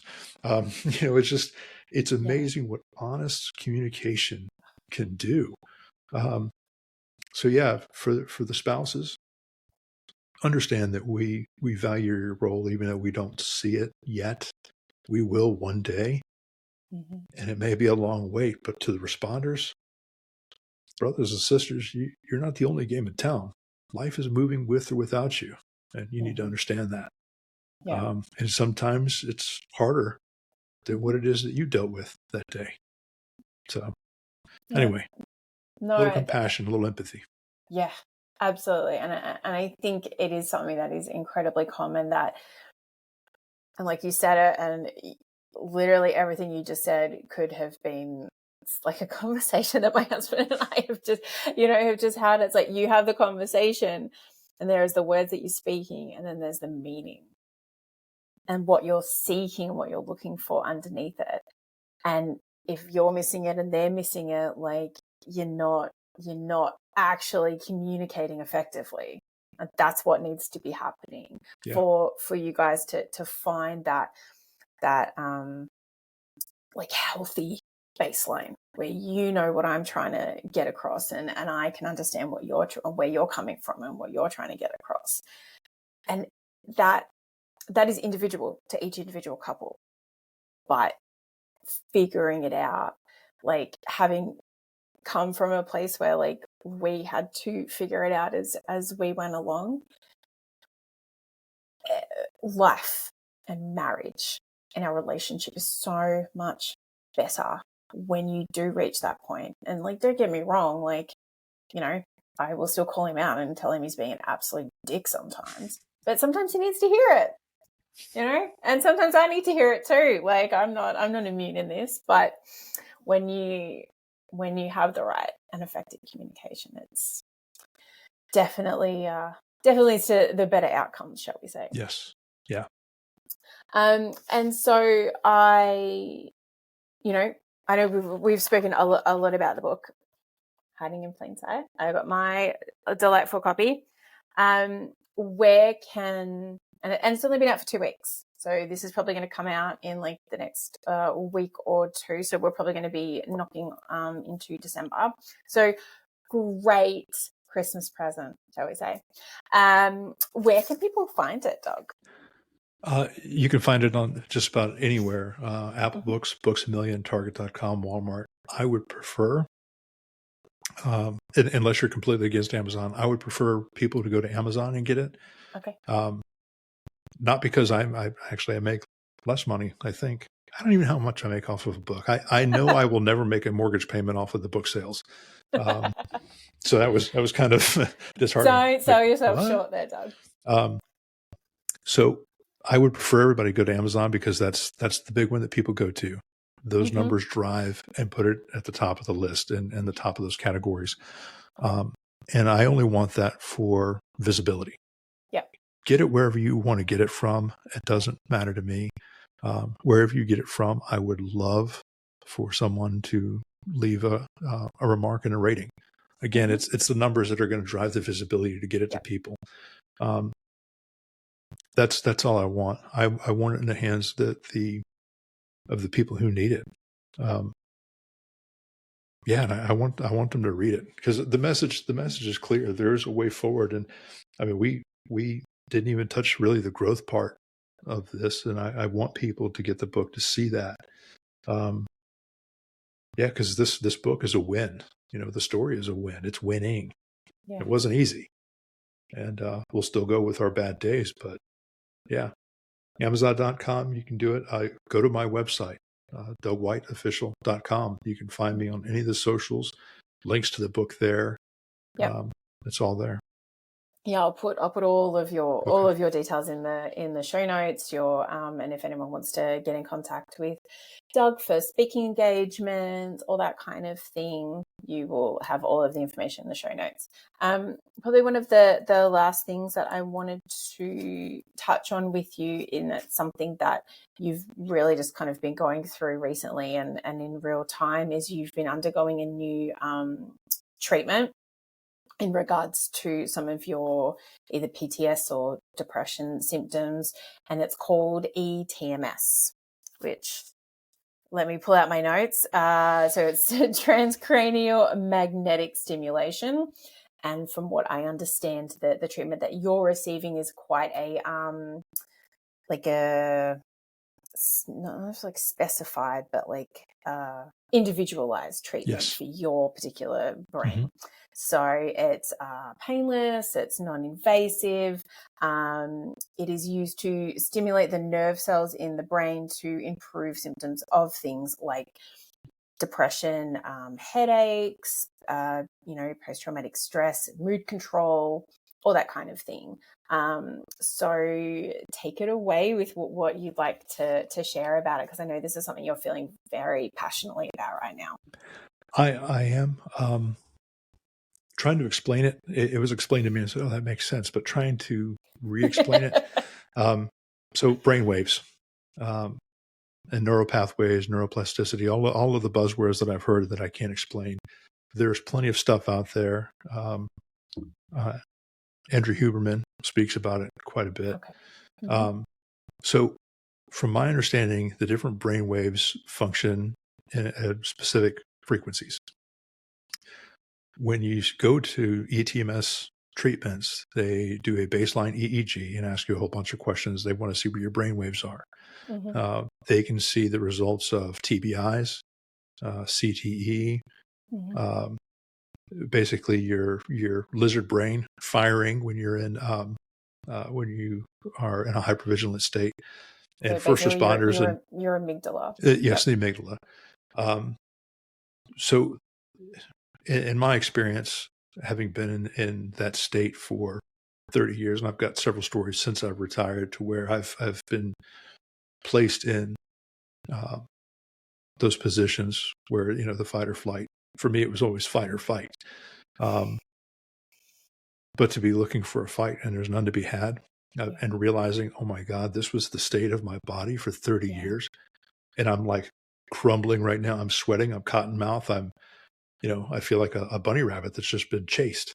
Yeah. It's like, so that was my natural state for 30 years. I mean, it was ridiculous. It was telling. But what ETMS does is it optimizes your brain waves and allows your sleeping brain waves, your dreaming brain waves, and your executive function brain waves to recalibrate, mm-hmm. to optimize it. It basically puts the lizard brain back in its cage. So if you're, always at a 9 or an 8, that jump to 10 and overreacting to spilt milk, or, you know, whatever it is one of the kids did that's an absolute nothing to regularly functioning life. Yeah. That step to go to a 10 and completely overreact is not a big step at all. Yeah, because you're already You're highly already activated. peaked. Absolutely. So what this does is it re-regulates the brain waves by stimulating at a certain frequency based on your own brain waves. The protocol is specifically to you. It recalibrates everything to kind of put that lizard brain back to sleep. Now you're fully functioning. You can still be alert when you need to be alert. You can still go to work and be fully functioning and be able to call on that to react appropriately. But your resting state, instead of being in an 8, is a 4 or a 5. Yeah. So spilt milk just becomes spilt milk. And it's not an issue. Since I've been really sounds like it's just bringing someone who has had that chronic stuck in that state and your elevated cortisol, and obviously that would have played into your sleep and your immunity and all that kind of thing, basically helping your body reset and return to homeostasis so you can just level out, and part of that is that rewiring of your brain. Yes, and that's exactly what it is, because PTS is not just a thing. It's not a disorder. It's a constellation of injuries and illness that feed off of one another that over time your body adapts to. Yeah. Again, this is not something that can be compelled by taking Motrin or hydrating, changing your socks. It's just, those little things, they don't help with this. This is a rewiring of your physiological and your mental state. And it needs to be unwired. Yeah. So getting blood work, getting your diet right, getting your exercise right, getting your sleep right, therapy, medications if needed. There's 800,000 cops working in this country, and there's probably 800,000 different combinations of what will and will not work. And it's as individualized as the person and the signs and symptoms that they have. Yeah. I didn't know anything about ETMS until I started taking it, until I went to the treatment. We're very lucky here that in Florida, they are very, the legislators here are a lot of veterans and first responders, and they are really driving good legislation for care of veterans and first responders. Amazing. And there's a grant that pays for every bit of this. And it's in Florida. So if you're a first responder or a veteran in Florida, there's 2 clinics, one in Miami and one here in Tampa. There's going to be a second in Tampa, and I think another 3. So a total of 5 or 6 statewide. And all this stuff is paid for by the state. Since I've undergone treatments, I'm sleeping through the night. No nightmares. Except there was one night that I had nightmares. Vivid, childlike dreams. Like if you're walking down the beach and, you let go of your red balloon, you could see the red balloon, the string, and, you're chasing after it, the sand in your toes. I mean, just dreaming like a kid. Sound sleep, sleeping through the night. Hours actually longer. Waking up refreshed. Now, again, there's a one-off here and there. But the overall changes in the 2.5 weeks I've been going through this, I think today was day 13 of 20. No changes in appetite. It's painless. It's pill-free. I initially was prescribed, the VA starter kit. Here's a whole bunch of pills. Take this stuff together, and you'll be treated. Maybe. Before undergoing ETMS, I titrated off of everything. I take nothing now but fish oil and water. So I've been able to get off all the medication. I'm sleeping better. I've had no headaches or migraines since I started this protocol, which is something that plagued me quite often. So if you could find something for free that is non-invasive, no medications, pain-free, that will allow you to sleep through the night, why wouldn't you try it? Absolutely. So it's been pretty remarkable. Yeah, it sounds that way. And is this sort of something that's like, obviously you're doing like a program, but from what they've told you, is this kind of like a once off, or is this something that if you sort of end up experiencing symptoms again, you can kind of go back and like almost do like a bit of like a top up type of thing? Like, Yes. This is optimization that you can go back and get tune-ups later. They gave me a pamphlet with their with some of the stuff that they're doing, with what they found in their Ohio clinics, and ETMS versus standard treatment for post-traumatic stress disorder. The standard treatment, which is counseling, medication, and all that stuff, there's a 12% success rate. With ETMS, 60%. Jesus. Depression, 31% through standard, 60 through ETMS. Anxiety, 58 versus 22. Insomnia, 55% versus 21. There's no one magic bullet. There's no, catch-all. But, when they see that they had people that were addicted to hardcore narcotics, opiates, that have come in, done a standard treatment along with ETMS, and they're looking at a 60% success rate of people not going back to drugs. That's incredible. Just listening to some of the success stories, and again, anecdotally, but then seeing the numbers that they put together for Congress to get states to pay for this stuff. I'm all about it. Yeah. No, I never heard of it until I saw you sort of start sharing about it, and Doug has kindly does basically there's like a daily video where he recounts his experience and how he's feeling and his progress and all that kind of thing, which you can follow him on Instagram, and he shares them. So it sort of made me do like a little bit of a deep dive, and it's part of the reason why I love having different people with different experiences, within like the first responder realm on this podcast, because it's hearing about these different kinds of options. And like we're saying, like there's no one size fits all, because all of our experiences and all of our trauma exposure and just our lives in general are all so varied and so different. Like I had a former guest tell me about he went to like a sensory deprivation tank. That was Justin. And that was what worked for him. And there's just like so many different options out there available. So I love hearing about this, and thank you so much for sharing your experience about it. So I hope you'll continue along the path of it helping to heal you in some. I will know more. I did an EEG mid-phase last week, and I'm meeting with the doctor on Wednesday. So I'll actually have some quantitative stuff that I'll be able to talk about on my next video. So we'll see then. I'll post that. Yeah, no, definitely. And is it they do like one at the start, one in the middle, and then one at the end to kind of be able to like calibrate the differences? Yeah, that's exactly how they do it. And it was funny too, because when the doctor was meeting with me and going over my EEG, she says, so you've had a lot of head trauma. I was like, oh, I don't know.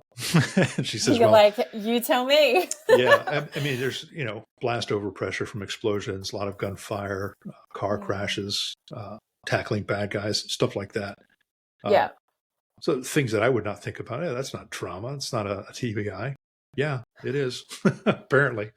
So, wow. Well, it is in your body brain, apparently. Which is getting healed as we speak. So that's great. Yes. All right.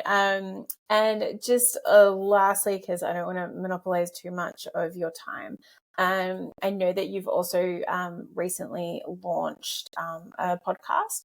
So even on the socials, your handle is Tell This Story. Yes. And I understand that is also like your kind of the banner or your kind of corporation that you operate under, if that makes sense. And it's also the name of your podcast. So what would you like to tell our listeners about that if they're interested in jumping on and having a listen?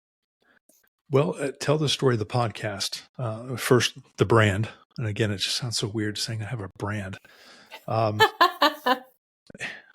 tell the story is basically the call to action. I want people to be able to tell their story, to find space in my narrative and the narrative of the people that are telling their stories. To realize, one, you're not alone. Mm-hmm. To realize there are people out there that that are stepping out into the light and finding their way forward.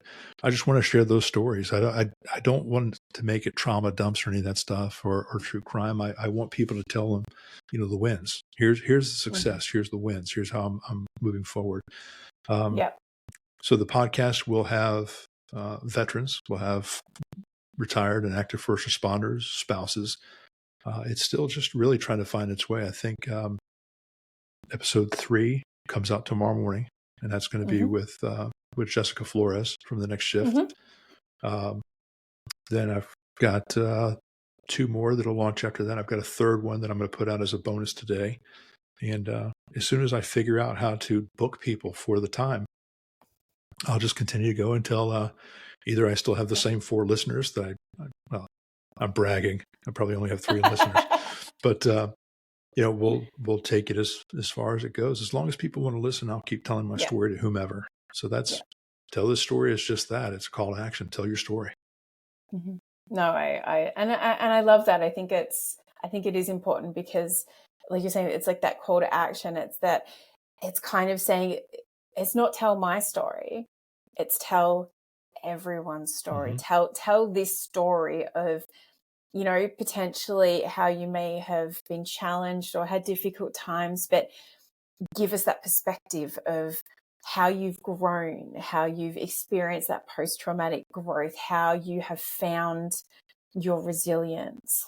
And I really, really I love that for you, because you are this living, breathing example of, telling your story, finding your resilience, not just surviving, thriving and finding your new path forward, all, like you were saying, kind of while still in the trenches, but you looks like you're in a good position. I'm really enjoying this. The impact that it's having and the feedback that I'm getting is just it's awesome. No, that's fantastic. And look, if it makes you feel any better, I started this podcast a bit over 12 months ago now, and I think I reached out to you, so maybe I'm making a liar of myself, but most of the time people just, randomly reach out. They're like, hey, I see you have a podcast. I'd love to come on. I'm like, sure. So it's like the more that it's out there and into the ether and people listen and you hope find like a little bit of value, well, they in turn come back and end up being wonderful guests. So I think it'll be easier than you think. Well, I'm glad you reached out to me, because I'm still trying to find my outside voice and be a big kid and start, hey, can I be on your podcast? I don't know how to do that. Who are you again? I wrote a book. So. Oh, Jay, no, trust me. I was so that person. Some of my some of my earlier guests were like friends. And then I think the first person I reached out to when I was so nervous, and he could probably know this, it was Travis Gribble from My Arena. Oh, I love him so much. And I'm not big enough for Travis Gribble yet. Not big enough for Travis. So lovely. Yeah, he's awesome. I love what he's doing. Oh my God. And he and we were sort of connected through the Overwatch Collective. So we'd sort of had, peripheral sort of interaction. I was like sweating and nervous and like typing him a freaking message. And he was so sweet. And all I got back was, I would absolutely love to. I was really hoping that you would ask me. And I was like, should have seen me. I was like beaming with pride. So the what's the word? I think the attitude I had to learn to take was like, the worst they can say is no. And then you go, okay, cool. No skin off my nose. But this community, and, I'm the tiniest little fish in it, but we are all here for the right reasons. Yeah. And the people that aren't, you could see that very quickly. Very quickly. Absolutely. I've been approached by mercenaries, and I prefer to be a missionary. Oh, I like that. It's Yeah, it's not mine. A friend told me that and gave me that advice. I'm like, yeah, it's there are a lot of big personalities that are doing Yeah. very, very good stuff. Yeah. And there's a lot of space. There's a Mm. lot of space because not a lot of us are doing it, and not a lot are doing it for all the right reasons. Mm-hmm. So, yeah, I think this is a positive thing. But yeah, Yeah. Travis Gribble's great. Overwatch Collective, what you're doing. So all of the people that I've met are just so wonderful, and just 99.9% of the people I've met are just completely wonderful, and just have hearts for what they're doing. And hopefully that takes off. Hopefully we all work ourselves out of a mission here. Oh, wouldn't that be spectacular? That's the goal. I know, right? Yeah. So, look, I don't want to keep you any longer. You have been very generous with your time today, Doug. So I just do want to say thank you. I will pop all of the details, all of the social media handles, everything like that into the show notes. And we normally finish this podcast by asking our guests 2 questions. And it comes from the title of the podcast, I Will Hold Space for Your Darkness, which, as anyone's previously listened, it comes from a Brené Brown quote. And like we've sort of discussed for the last couple of hours, there is a lot of darkness that we see in our roles. And so the first question that I like to ask is, what do you do to hold space for your darkness, Doug? Didn't know there was going to be a test. You should have No. read the email. I did. No, I did. I did. I knew there was going to be a test. I know, I'm not kidding. I think as I grow, what I do is I try to be still. I don't try to solve my own problems. Not everything needs a solution. It just needs to you just need to sit with things and let things work out in their own times. Be still. Allow the problem to speak to you and figure out what it means. When you find it out, and if you figure it out, and when you work to a solution, or you find that there's an issue, don't try to wish it away or avoid it. I have found that I have to be intentional as I move through it. Mm-hmm. And that's what I do. I just allow myself to be still. I allow myself the space without any judgment, because I know what that does. And I just intentionally move one step to the next step. Mm-hmm. That's a very mindful approach. Do you really practice working mindfulness? on it. Yeah. I'm really working on it. I have a journal Yeah. that I don't write my mindfulness stuff in, but I think about it. And I'm trying to be better at that. Yeah. I from an outsider's perspective, I think you're doing good with it. Thank you. And the last question is, what can someone do, whether it's a loved one or a colleague or anything like that, what can they do in order to support you being able to hold space for that darkness?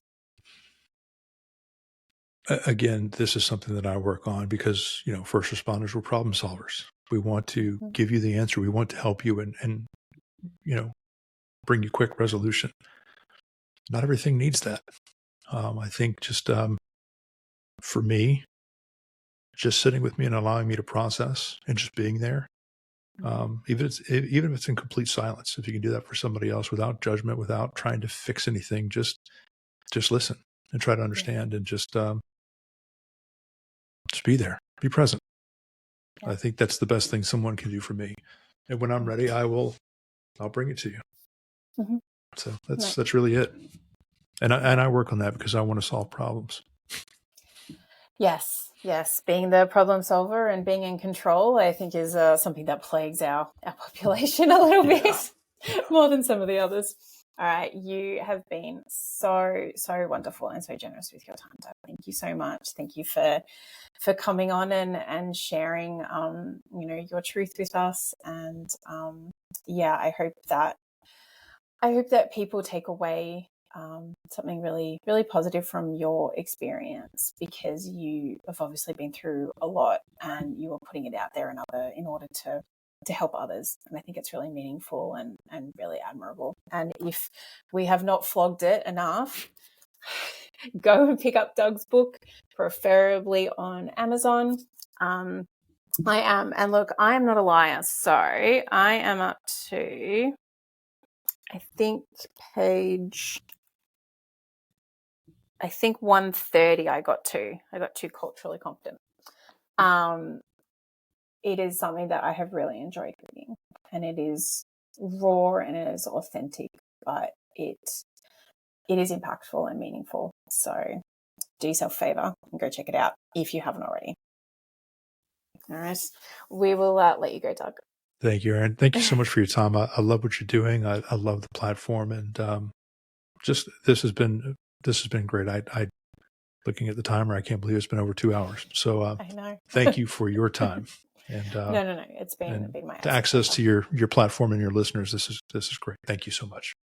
No, it's been wonderful. All right, this has been another episode of I Will Hold Space for Your Darkness. I've been your host, Erin Jane, and as always, let me listen in a way you've never been heard. Cheers. Hi guys, it's Erin Jane here. Firstly, thank you for listening to I Will Hold Space for Your Darkness. This podcast really is for you, the listener, and I hope you're finding as much value in listening to these conversations as I am in having them. If you'd like to offer any feedback, suggest a subject matter, are interested in being a podcast guest, or would like to get in contact to receive first responder life and wellness coaching services, please reach out. You can find me on Instagram at Erin Jane Coaching, or the dedicated podcast account, ErinJane_Darkness Podcast, or my website, www.erinjanecoaching.com. I look forward to hearing from you, and I'm so grateful to have you as part of this darkness community. Cheers.